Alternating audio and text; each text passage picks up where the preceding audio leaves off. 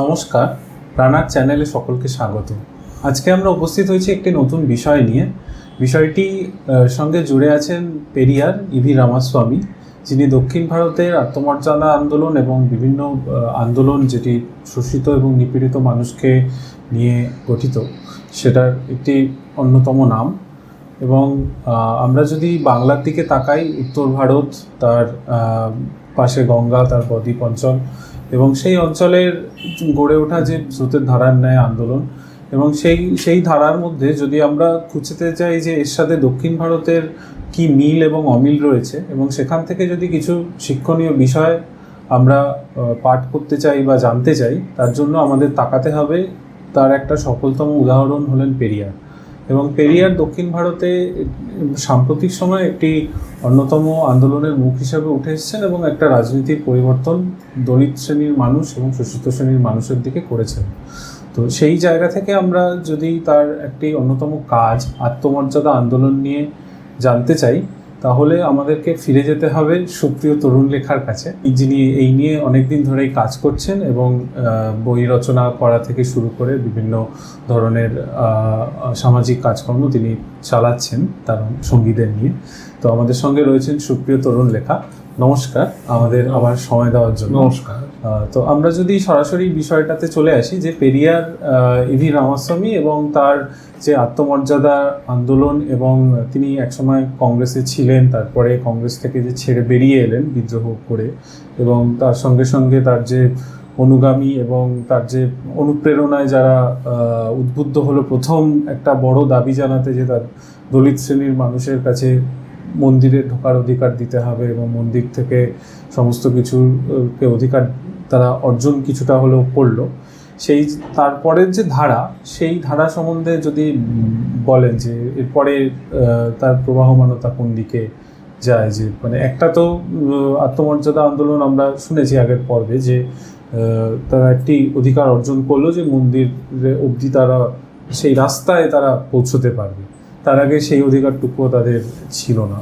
সেই অধিকার অর্জনে অন্যতম নেতৃত্ব হিসেবে উঠে এলেন পেরিয়ার, এবং সেই জায়গায় যখন তার সাথে কংগ্রেস নেতৃত্বের সংঘাত হলো, তিনি নতুনভাবে শুরু করলেন জনগণের রাজ, বা যদি বলেন তামিল নামটি কুদিয়ারাসু।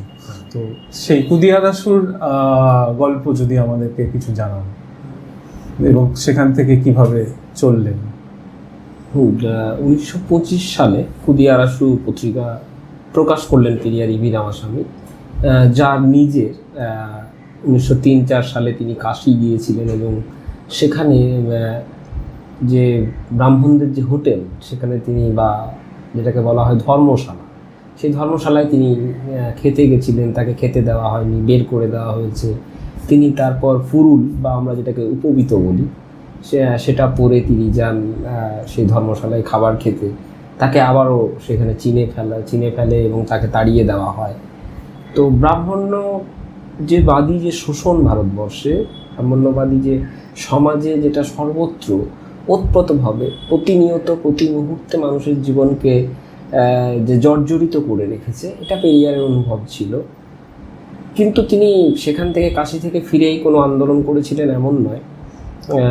তার অনেকটা পরে 1925 সালে এসে তিনি যখন কুদিয়ারাসু তৈরি করছেন, তখন তার সেই অভিজ্ঞতা, কংগ্রেসে থাকাকালীন যে জাতবর্ণ ব্যবস্থার শিকার হয়েছেন তিনি নিজে, তার ব্যক্তি অভিজ্ঞতা। অর্থাৎ তিনি কোনো সমর্থকের বাড়ি খেতে গেছেন, তার সাথে কোনো ব্রাহ্মণ কংগ্রেস নেতা গেছেন, তাকে আলাদাভাবে খেতে দেওয়া হয়েছে, পেরিয়ার ইভি রামাস্বামীকে অন্য একটা জায়গায় খেতে দেওয়া হয়েছে। তো তার এই অভিজ্ঞতা ছিল।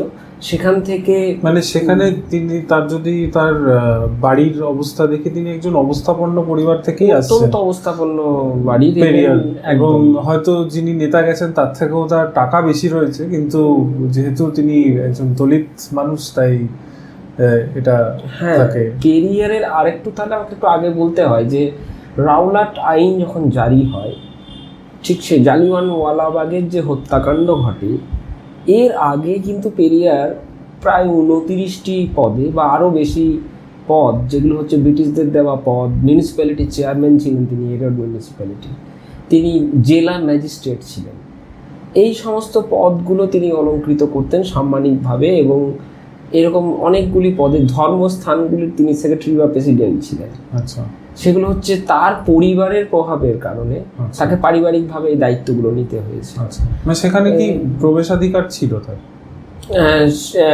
সেখানে ওই প্রেসিডেন্ট ছিলেন আর কি, সেখানে তিনি সেই মিটিং হিসেবে। টিটিং করতেন। আচ্ছা। এমন নয় যে মন্দিরের ভেতরে তিনি প্রবেশ করতেন না। তা পেরিয়ার নিজে ছিলেন বৈশ্য সম্প্রদায়। এখন ভারতবর্ষে জাত বর্ণ ব্যবস্থা শুধু যে ব্রাহ্মণ, ক্ষত্রিয়, বৈশ্য, শূদ্র এবং পঞ্চমা বা অবর্ণ এই চারটেতে বিভক্ত এমন তো নয়, এর মাঝে আবার অনেক শাখা প্রশাখা আছে। হ্যাঁ, ফলে তিনি বৈশ্যদের মধ্যে আবার হয়তো একটু উঁচুতে ছিলেন, এরকম একটা জায়গায়। ফলে তিনি হয়তো সেই মন্দিরগুলোর প্রেসিডেন্ট হয়েছিলেন।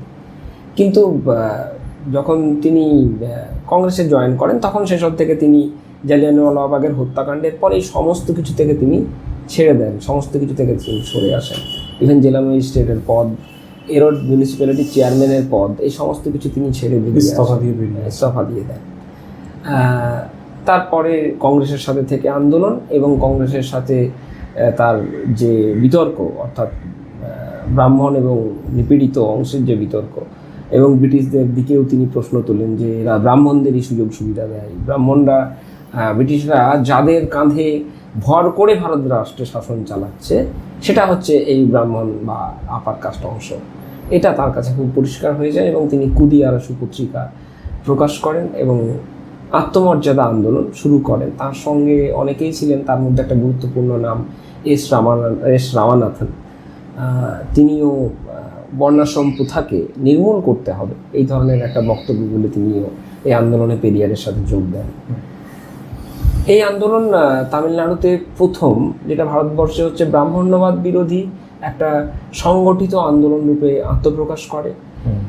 এই আন্দোলন দুটো জায়গা থেকে ব্রাহ্মণ্যবাদ এবং হিন্দু জাতীয়তাবাদ এই দুটোকেই আইডেন্টিফাই করে। হিন্দু জাতীয়তাবাদকে তারা রাজনৈতিক অর্থে সেটাকে তারা ধরে, এটা একটা রাজনৈতিক একটা দর্শন, এবং ব্রাহ্মণ্যবাদ যেটা হচ্ছে হিন্দু ধর্মীয় সমাজের যে আইডিওলজি, যে তাদের যে পুরনো গ্রন্থ মনুসংহিতা, তার যে শাসন, সেই শাসনটিও যে সামাজিক শাসন রূপে তখনও টিকে ছিল, আজকের ভারতবর্ষেও টিকে রয়েছে। আজকেও দলিতদের ওপর আক্রমণ সমানতালে হয়ে চলেছে। তো সেই যে শাসন, এই দুটোকে তিনি শত্রু হিসেবে ঘোষণা করেন এবং আত্মমর্যাদা আন্দোলন, অর্থাৎ নিপীড়িত অংশের যে মর্যাদা রয়েছে, এই বোধ, অর্থাৎ যে মানুষগুলি এমন একটা জাতবর্ণ থেকে বিলং করেন যে তার সেই মর্যাদা বোধটাই নেই যে আমিও ব্রাহ্মণের পাশে গিয়ে বসতে পারি। সেইভাবেই তারা জন্ম থেকে ট্রেন্ড, এবং এটা হাজার হাজার বছর ধরে বলা যায়, এটাই ভারতবর্ষের ইতিহাস। তারা বসবাস করেন গ্রামের একদম প্রান্তে অথবা গ্রামের বাইরে। মানে সেই আত্মমর্যাদা না থাকাতে মর্যাদার দাবিটাও কোথাও যেন হারিয়ে যায়। ফলে তারা কি স্বাধীনতা ডিমান্ড করবে? সমাজের সংখ্যাগরিষ্ঠ অংশ তো এরাই।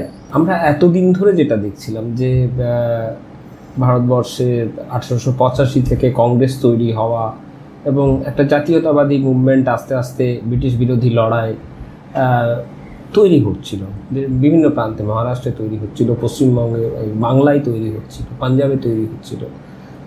তো এই লড়াইগুলো সব জায়গায় কংগ্রেস নেতৃত্বে ছিল এমনটা নয়, কিন্তু সামগ্রিকভাবে একভাবে দেখলে যে কংগ্রেস একটা তখনও দল হিসেবে নয়, তখনও একটা মঞ্চ হিসেবে কিন্তু এই মুভমেন্টগুলোতে নেতৃত্বে ছিল। তো এই মুভমেন্টগুলো ছিল রাজনৈতিক স্বাধীনতার দাবি, মূলত এই মুভমেন্টটার মেন লক্ষ্য। অর্থাৎ ব্রিটিশদের তুমি সরাও এবং স্বাধীনতা অর্জন করো, দেশের মানুষ দেশ চালাবে। কুদি আরাসু যে প্রথম যে সংখ্যা বেরোলো তার উপরে সুব্রমণিয়াম ভারতী একটা লাইন সেখানে যুক্ত করা হলো। সেখানে বলা হলো যে সমস্ত মানুষ এক জাতির, বর্ণ বৈষম্য, বর্ণ বিভাজন ভুল, পার্থক্য করা পাপ। এটা কুদি আরাসুর ওপরে লেখা হলো। এবং এই কুদি আরাসু প্রথম বৈষম্যের জায়গায় অর্থনৈতিক বৈষম্যকে তারা আইডেন্টিফাই করলো সমাজে। তারা সামাজিক যে বৈষম্য এবং ধর্মীয় সাংস্কৃতিক, অর্থাৎ ভারতের যে সংস্কৃতি চর্চা অতীতে, সেখানে একটা ধর্মীয় সাংস্কৃতিকই ব্যাপার আমরা দেখতে পাই। মানে এইভাবে দেখা যেতে পারে কি যে মানে ভারতের বর্ণ ব্যবস্থার বিরুদ্ধে যে আন্দোলন সেটা একদম সরাসরি রাজনীতির পরিসরে আনার একটা প্রক্রিয়া শুরু হলো বা তার একটা মানে জায়মান অবস্থা। হ্যাঁ, মানে সেই দাবিটা, অর্থাৎ আর্থিক, আমরা শুধু যদি রাজনৈতিক স্বাধীনতা, সেটা শুধু ধর্মীয় পরিসরেই হয়তো এর আগে সীমাবদ্ধ থেকেছে, সেটা একটা সরাসরি রাজনীতি অর্থনীতির দ্বারে একদম একদম মুখে আর কি এসে পড়লো। হ্যাঁ, অর্থনৈতিক দাবিটা সেখানে সামনে এলো। সাংস্কৃতিক যে জায়গা, অর্থাৎ সমাজে যে সংস্কারগুলো রয়েছে তার দ্বারা যে মানুষের ওপর যে ডমিনেশন রয়েছে ধর্মীয় সংস্কারগুলোর দ্বারা, এবং সামাজিকভাবে যে বৈষম্য রয়েছে, অর্থাৎ মানুষ গ্রামে প্রবেশ করতে পারে না, সে স্বাধীনভাবে হাঁটতে পারে না, এই যে দাবিগুলো, এই দাবিগুলো কিন্তু সেখানে ইনক্লুড হলো। অর্থাৎ স্বাধীনতার যে ব্যাখ্যা, স্বাধীনতার যে ডেফিনেশন, সেটা শুধু আর রাজনৈতিক স্বাধীনতার রূপে থাকলো না, তার যে বর্ণের স্বাধীনতা, হ্যাঁ, বর্ণ ভেদাভেদ থেকে মুক্তি, তার সাথে সাথে অর্থনৈতিক স্বাধীনতা, অর্থাৎ কৃষকের যে জমির প্রশ্ন, এই প্রশ্ন সেখানে যুক্ত হলো। শ্রমিকদের যে লড়াই ছিল সেই লড়াইগুলোর সাথেও এই সংগ্রাম যুক্ত হলো। সেই সময়ের মাদ্রাসে জানি আমরা শিল্পের একটা বিকাশ ঘটেছিল। নিশ্চয়ই একটা বড় অংশ থাকবেন যারা কৃষি শ্রমিক, মানে শুধু কৃষক, জমির মালিক, তারা বলতে পারেন যে আপনি যে কৃষক থেকে সদ্যই তারা শ্রমিক হয়েছে।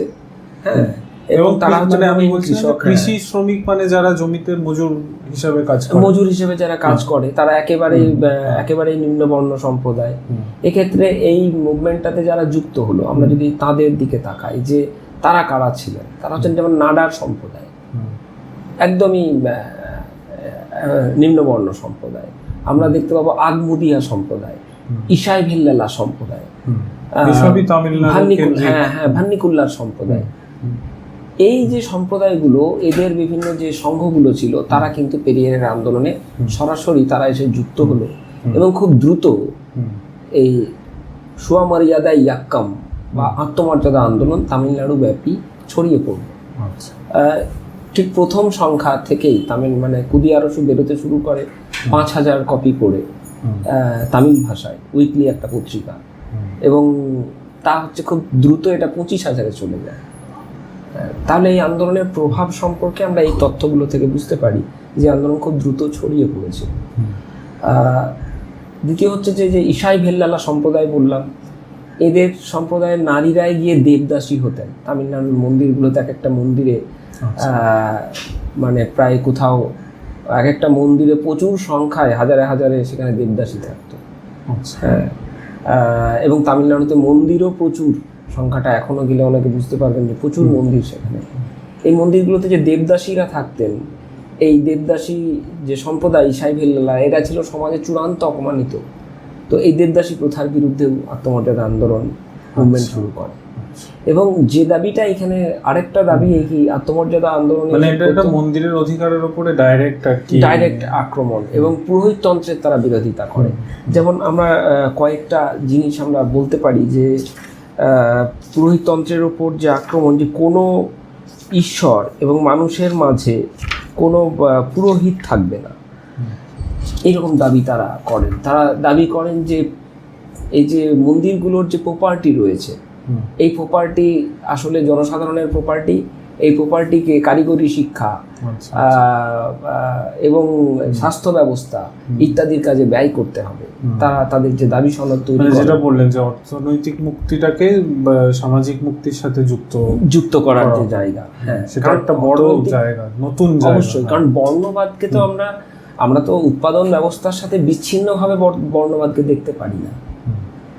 কারণ উৎপাদন ব্যবস্থাই হচ্ছে সমাজে উপস্ট্রাকচারে যা রয়েছে, সুপারস্ট্রাকচারে যা রয়েছে, তা হচ্ছে যে স্ট্রাকচারে যা রয়েছে তার প্রভাব। অর্থাৎ উৎপাদন কাঠামোর সাথে এটা সম্পর্কযুক্ত। একটা অংশের মানুষকে যখন মনুসংহিতা অনুসারে বলা হয় যে শূদ্রদের সম্পদ রাখার কোনো অধিকার নাই, তারা কোনো সঞ্চয় করতে পারবে না, তার অর্থ কি? তার অর্থ হচ্ছে অর্থনৈতিকভাবে তাদের দাস করে রাখা। তো সেই ব্যবস্থাটা ভারতবর্ষে তো 100 বছর আগেও ছিল, এখনো অন্য রূপে অন্যভাবে রয়েছে আর কি এটা। তো এই জায়গাটা কিন্তু তারা চিহ্নিত করলেন এবং এই দেবদাসী প্রথার বিরুদ্ধে যে লড়াই, সেটা তারা শুরু করলেন।